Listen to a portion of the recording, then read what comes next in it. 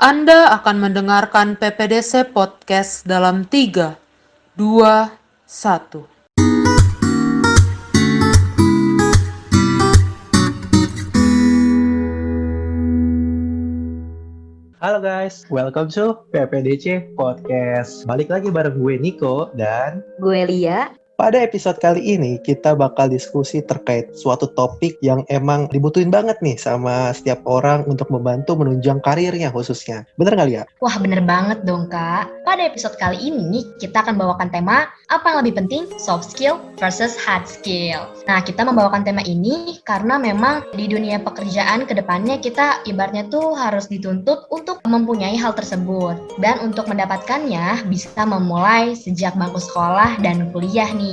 Tak perlu berlama-lama, untuk lebih jelasnya akan kita bahas dengan narasumber kita yaitu Bapak Lauren. Halo Pak Lauren. Halo. Kabarnya gimana nih Pak? Kabar baik. Terima kasih ini bisa malam ini ngobrol bareng seru-seruan. Terima kasih atas kesempatannya ya. Baik Pak. Kesibukannya akhir-akhir ini lagi ngapain aja Pak? Saya tetap di kegiatan layanan farmasi. Kebenaran saya dan tim fokus untuk kegiatan komersial, sales marketing, dan kami membantu untuk layanan kefarmasian, obat-obatan dan alat kesehatan, terutama untuk para pasien yang ada layanan rawat inap di rumah sakit. Oke, baik. Oke, mungkin sedikit kuperkenalkan sedikit tentang beliau. Beliau ini merupakan lulusan sarjana dan apoteker Fakultas Farmasi Universitas Pancasila. Dan beliau sekarang sedang menjabat sebagai Managing Director di Asia Trend Sinergi Pharma. Wow, hebat banget ya Pak Lauren nih. Keren-keren pengalamannya kalau kita ngelihat di link ini ya. Kita langsung aja mulai. Menurut Pak Lauren nih, sebenarnya soft skill dan hard skill itu apa sih? Dan apa aja contohnya sih Pak? Thank you, Nick. Saya coba memberikan perspektif ya. Mudahnya yang saya bayangkan kalau untuk hard skill itu adalah capability yang kita miliki, tapi biasanya kita memiliki skill tersebut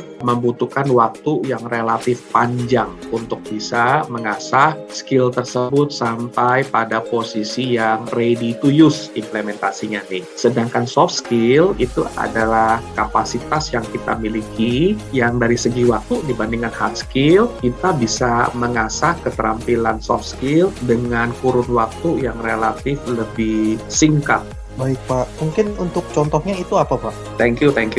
Mungkin ilustrasinya seperti ini. Untuk soft skill, kita bisa mengambil contoh bagaimana kita bisa mengasah kemampuan kita untuk bisa terampil untuk public speaking, which is kita bisa pelajari, memang memerlukan waktu, let's say sampai kita oke sekali memberikan public speaking.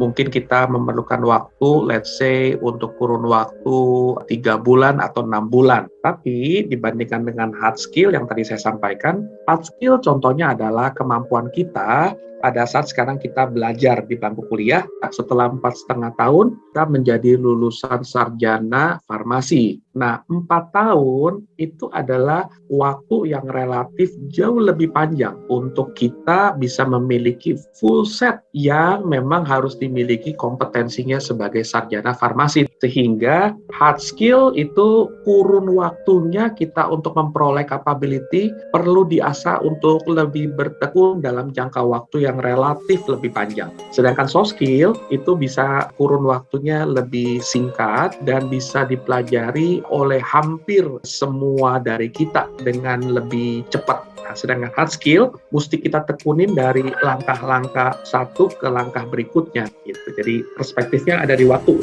Berarti ibaratnya kalau hard skill lebih membutuhkan waktu lebih lama untuk mendapatkannya, sedangkan soft skill lebih singkat untuk mendapatkannya Pak ya? Kemampuan kita untuk memperoleh kapasitas di soft skill jadi relatif lebih singkat betul dibandingkan hard skill. Oke. Baiklah Pak, kalau begitu memangnya apa sih Pak alasan kenapa khususnya mahasiswa farmasi gitu kan harus memiliki hal tersebut Pak? Harus memiliki hard skill dan soft skill. Thank you. Untuk hard skill menurut saya itu memang yang harus kita bisa selesaikan karena kita memilih untuk menyelesaikan studi kita di fakultas yang sangat unik yang kita kenal dengan fakultas farmasi. Sehingga nggak ada jalan lain, kita memang harus memperjuangkan apa yang menjadi cita-cita kita. Nah, disitulah kita belajar untuk mengasah diri kita. Jadi nggak ada jalan lain. Kalau kita mau disebut lulusan farmasi, ya kita harus sampai selesai. Jadi itu keharusan bagi saya. Karena ini adalah konsekuensi yang sudah kita pilih dari awal pada saat kita mau menentukan fakultas apa nih yang saya mau sekolah. Nah, sedangkan untuk soft skill, ini nggak kalah penting. Karena hard skill itu menunjukkan kapabilitas dari kita kalau kita mau disebut sebagai lulusan farmasi. Tapi soft skill mempertajam kapabilitas kita sebagai calon lulusan farmasi. Apa itu pentingnya untuk mengasah kapabilitas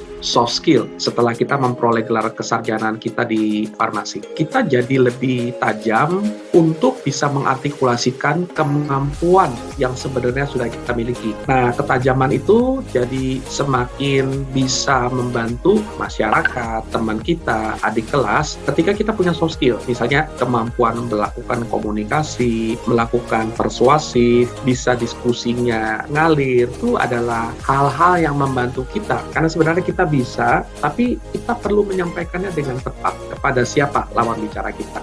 Nah, kita bisa memperoleh hal itu di soft skill menurut saya. Baiklah Pak, kalau begitu kan kita sekarang lebih ke soft skill nih Pak. Di soft skill ini tuh kan kebanyakan orang yang masih bingung nih Pak. Bagaimana sih cara mereka bisa lancar ketika berkomunikasi dengan sesamanya gitu? Untuk soft skill, option-optionnya relatif cukup banyak dibandingkan hard skill yang kalau kita ingin menyelesaikan kuliah, ya nggak ada jalan lain kecuali kita harus menyelesaikan semua SKS kita sampai skripsi kita terselesaikan dengan baik.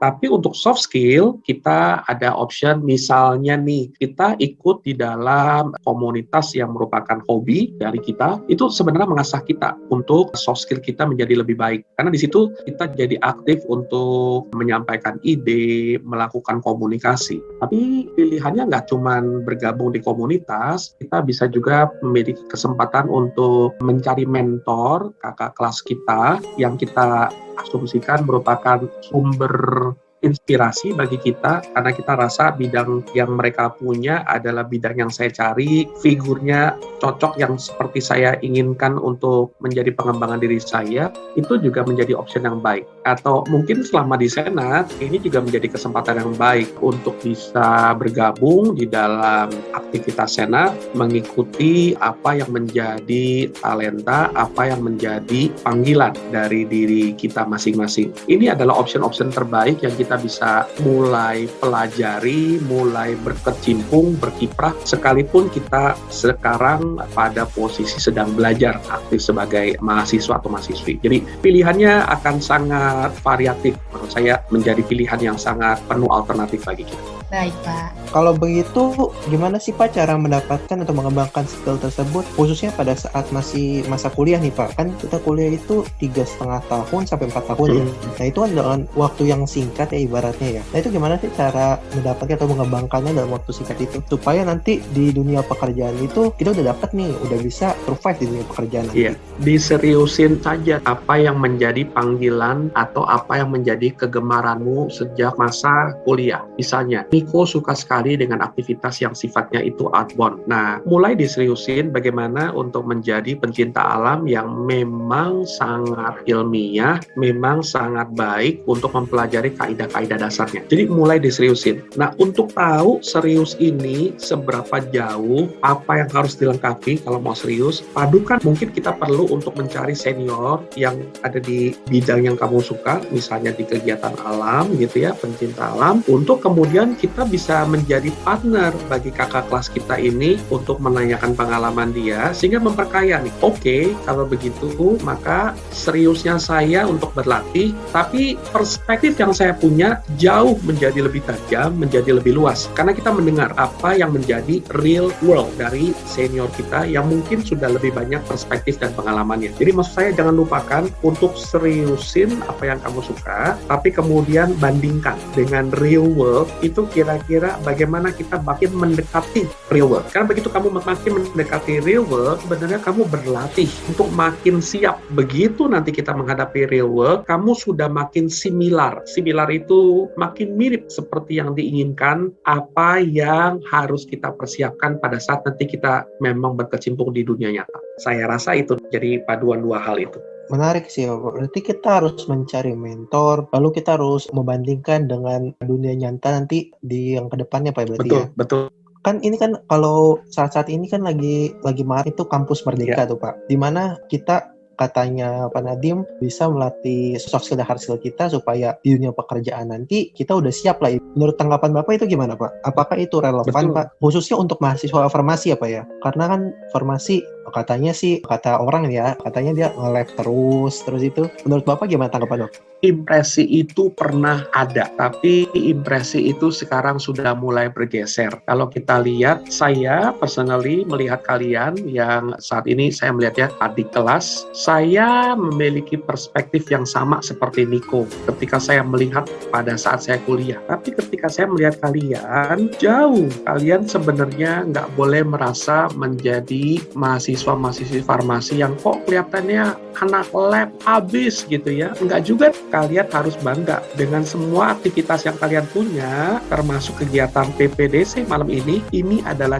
cara aktualisasi kalian yang sangat keren. Yang pada saat saya kuliah, saya nggak pernah kepikiran untuk bisa punya kegiatan keren-keren seperti ini, untuk bisa mengaktualisasikan hobi saya, kegiatan saya. Jadi you must be proud of yourself, all of you. Impresi itu sekarang saya rasa sudah nggak menjadi gambaran dari kalian. Tapi menjawab pertanyaan Nico, bagaimana caranya? Feel free. Seperti yang sekarang ini kalian lakukan sudah the right track. Kalian jangan sungkan tadi untuk sering-sering kalau ada kegiatan, coba diundang. Mungkin dari mereka yang lebih ada pengalaman di lapangan, mungkin mereka adalah pelaku bisnis, mungkin mereka adalah pelaku untuk wirausaha yang kalian ingin ulik cerita keberhasilannya. Nah, jadi jangan sungkan untuk ambil sesi tersebut, undang mereka. Nah, ini sebenarnya cara belajar yang efektif, karena kita nggak lagi reading the book, tapi kita justru malah nanya mereka. Nah, ini cara pembelajaran yang jauh lebih cepat,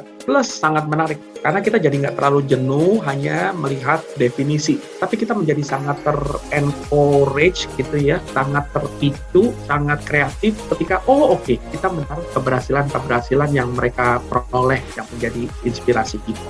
Lagi-lagi yang dibutuhkan untuk itu adalah kemampuan kita dalam berkomunikasi ya Pak? Salah satunya, Lia, betul. Oke Pak, terkait bagaimana sih Pak cara untuk kita mengetahui kalau kita ini sebenarnya sudah memiliki atau menguasai skill tersebut? Cara yang paling simple, karena paling dekat, kita bisa tanya segera. Nggak ada salahnya menyempatkan waktu ke mereka-mereka yang selalu berada di sekitar kita, karena mereka adalah orang-orang yang paling mengerti kita, karena relatif sering interaksi kita. Misal, teman sebangku kita, yang kalau kita kuliah, biasanya kita paling senang tuh, duduknya di kanan kiri teman kita yang sama. Nah, nggak ada salahnya yang Lia tanya, kita bisa konsulkan sama mereka. Guys, what do you think? Kalau saya menyampaikan sebuah ide, kira-kira di kalian, ide saya itu bisa tersampaikan dengan jelas gak sih di kalian? Nah, cara-cara seperti ini menjawab pertanyaan Lia, cara yang paling simple tapi sekaligus sincere. Kenapa? Karena kita memperoleh feedback sangat sincere dari teman-teman yang interaksinya kita kenal dia kenal kita. Jadi sincere-nya dapat. Nah, simple saja, hal seperti ini sebenarnya kita sudah bisa memperoleh feedback. Apakah kita oke, kurang oke, sangat oke. Jadi kita juga jadi punya kesempatan, kalau begitu, dan apa yang saya bisa perbaiki? Apa yang saya bisa improve? Gitu. Again, kita memperolehnya dari feedback-feedback yang sangat sincere terhadap perkembangan diri kita. Rasa insecure yang sekarang memang banyak dialami di generasi milenial ini Pak, apakah itu juga mempengaruhi? Dalam hal? Untuk di soft skill-nya itu Pak. Bisa jadi. Jadi pertama-tama untuk yang merasa insecure, pahamilah ini bukan karena ada yang salah. Right, kita merasakan insecure. Ini kita asumsikan menjadi sinyal bahwa kita perlu melihat kalau begitu apa yang bisa kita lakukan untuk menyebabkan rasa insecure tadi berkurang. Jadi kita jangan melihatnya ada salah dalam diri kita. Jangan buru-buru bilang diri kita salah. Kita perlu melihatnya ini merupakan tanda yang dikirimkan oleh diri kita bahwa kita jangan langsung melihat salah, tapi kita jadi pahamin dulu yang kita rasa insecure itu kira-kira root cause-nya apa. Ketika kita kalem, nggak menjudge dulu diri kita jadi merasa lebih peaceful. Karena kalau kita nggak panik, kita jadi lebih rasional untuk melihat. Kalau begitu root cause-nya apa, dan kita sangat rasional, kalau begitu kita harus apa. Nah, jadi jangan merasa buru-buru salah atau insecure itu ada yang kurang dari diri kita. Yes, true, but then don't be panic. Everybody can feel this, termasuk saya. Jadi bisa dialami oleh semua orang, siapa saja, termasuk alumni, termasuk kita-kita yang lagi di bangku kuliah. Jadi ini hal yang wajar, jangan khawatir. Iya Pak, saya setuju sekali karena mengapa saya mengajukan pertanyaan tadi, karena di kalangan remaja gitu ya Pak, banyak orang yang takut untuk mencoba sesuatu karena rasa insecure tersebut Iya. Pak. Iya. Oleh karena itu, coba cari lingkungan yang juga menjadi lingkungan terbaik untuk kalian berani pelan-pelan untuk, oh ini loh yang menjadi ide saya. Jadi kalian berani untuk mengungkapkan. Ketika kalian merasa ide kalian paling tidak bisa lancar meluncur untuk diungkapkan, dari pengalaman saya, rasa insecure kita akan berkurang. Nah, mari yuk kita coba cari untuk mengenali ekosistem kita untuk ngobrol, untuk sharing, kira-kira kita perlu ketemu sama siapa atau kumpul dengan wadah yang mana. Sehingga kita merasa aman dulu gitu. Nah, menurun dengan sendirinya pasti rasa insecure kita lihat. Itu automatically. Baik Pak. Tadi kita ibaratnya udah tahu cara mendapatkannya, cara mengasahnya. Bagaimana sih agar yang skill yang udah kita dapat, yang udah kita asah di lingkungan mahasiswa, lingkungan pada saat kuliah itu bisa relevan Pak untuk kehidupan kita nanti, khususnya di dunia pekerjaan. Karena kan di dunia pekerjaan ini ibaratnya baru ya Pak. Kita masuk di zona baru dengan ibaratnya masih hanya menampung beberapa bagian untuk menemukan zona baru itu Pak. Gimana caranya biar relevan Pak? Menurut saya, coba dielaborasikan yang ide kita menemukan mentor untuk pelan-pelan kalau kita ngobrolnya sudah ngalir, sudah nyaman, asik gitu ya, coba mulai kita tanya nih, Kak, mungkin nggak Kak kalau saya bisa dapat kesempatan untuk ikutan? Misalnya, saya menjadi tim lapangan Kakak untuk melakukan market research dari pengembangan produk yang Kakak ingin hasilkan. Nah, artinya Niko pengen minta kasih kesempatan Kak sama saya untuk saya bisa ikutan, mulai pelan-pelan terbenam, ikut, involve di kegiatan senior kita. Jadi menjawab pertanyaan Niko, saya terpikir untuk menanyakan kesempatan bagaimana kita mulai bisa ikutan pelan-pelan. Nah, makin kamu ikutan, makin kamu merasakan resonansinya, feelingnya makin dapat, sebenarnya kamu sudah pelan-pelan jadi mirrornya dengan dunia nyata yang senior kita ini lakukan. Itu sih. Oke, baik. Berarti kalau kita nanti di dunia pekerjaan akan menghadapi misalkan contoh suatu hal permasalahan, kita sudah dibekali oleh soft skill dan hard skill. Kita dalam itu melakukan pekerjaan kelompok, misalkan ada 5 orang. Kalau misalkan dia memiliki soft skill yang sama, hard skill yang sama, apa yang menjadi pembedanya Pak? Apa yang bisa menjadi, oh orang ini, contoh misalkan ada salah satu soft skill, ini akan menjadi leader, ini mempunyai skill komunikasi, ini mempunyai skill public speaking. Itu apa ya Pak menjadi pembedanya? Sebenarnya salah satu yang jadi hal-hal seperti itu banyak faktor-faktor yang mendasari, karena keyakinan saya setiap dari kita memiliki talenta yang sangat unik yang sudah ada di dalam diri kita. Tapi salah satu yang mempengaruhinya adalah kesempatan dari setiap kita untuk satu kesempatan berlatih.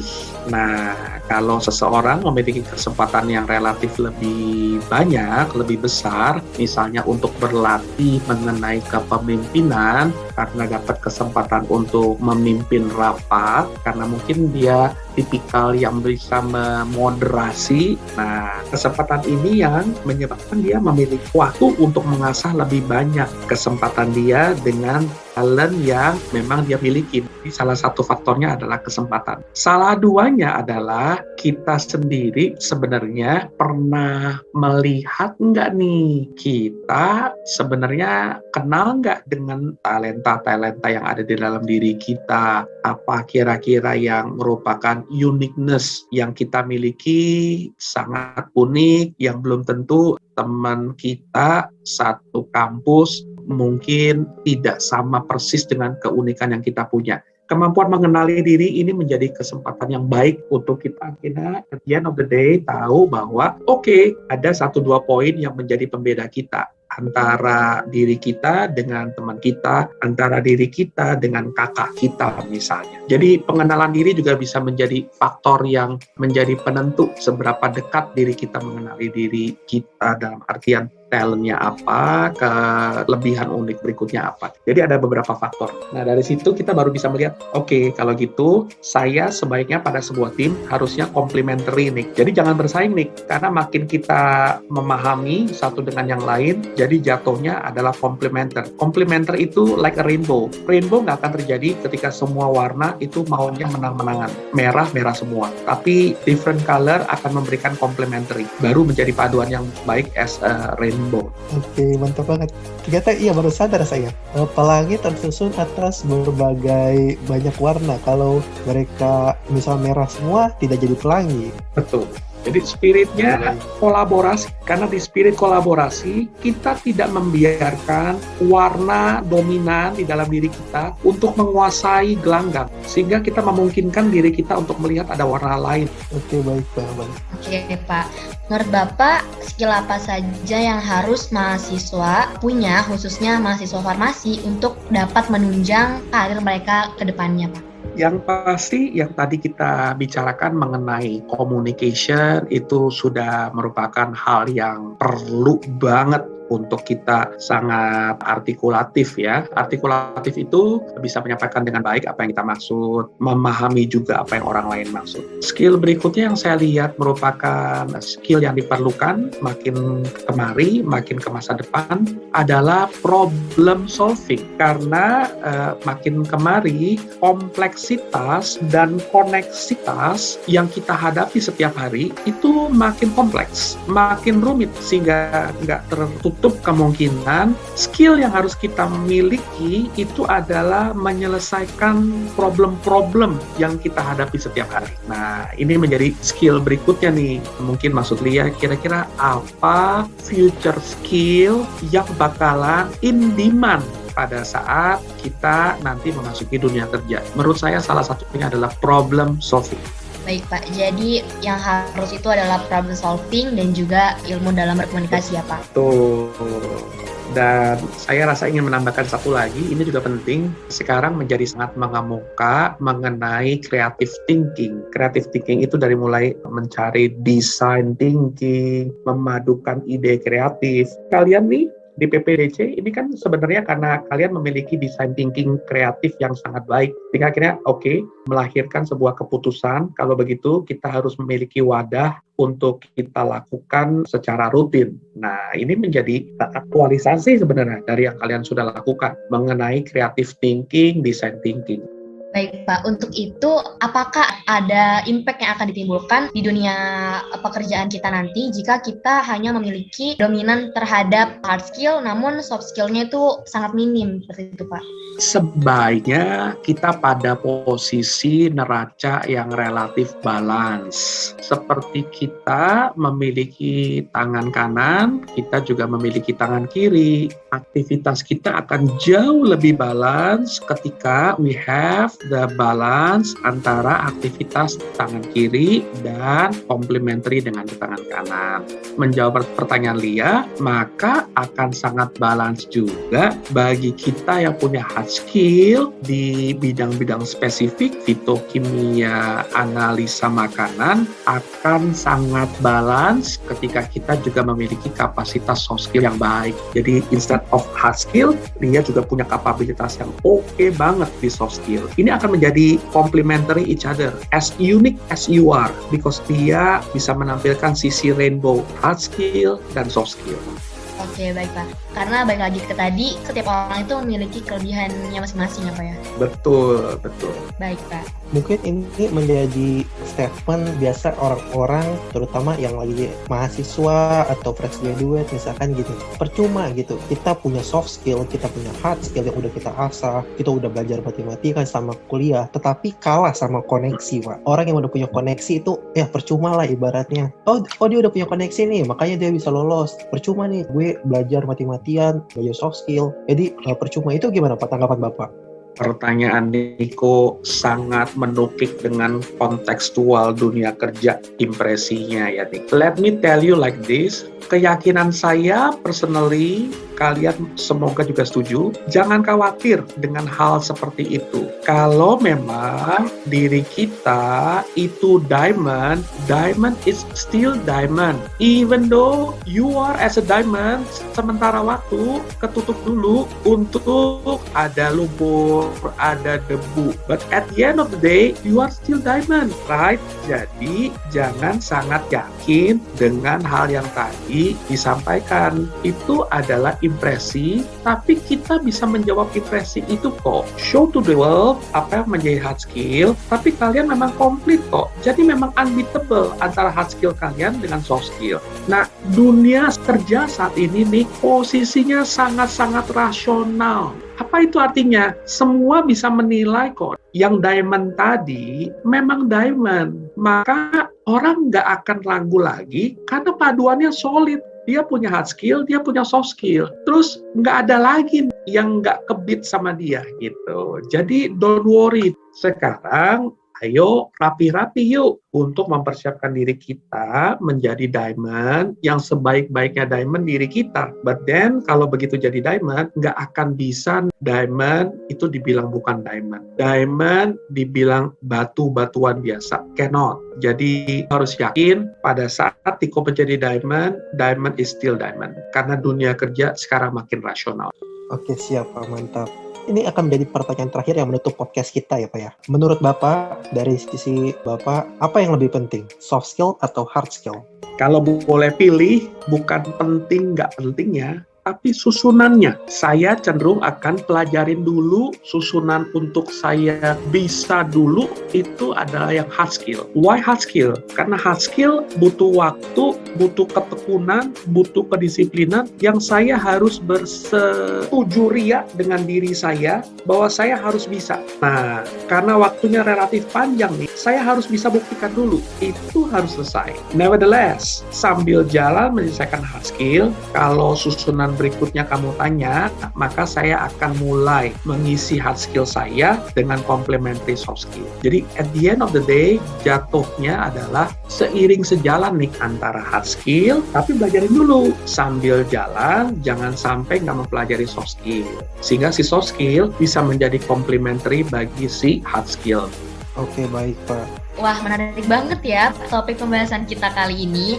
Semoga Sobat PPDC yang mendengarkan podcast kita dapat termotivasi untuk meningkatkan soft skill dan hard skill-nya. Khususnya semasa kuliah nih, supaya bisa survive di dunia pekerjaan nanti. Dan tadi sedikit aku dapat quotes ya dari Pak Lauren, yaitu adalah Diamond is still diamond. Wah, bagus banget tuh.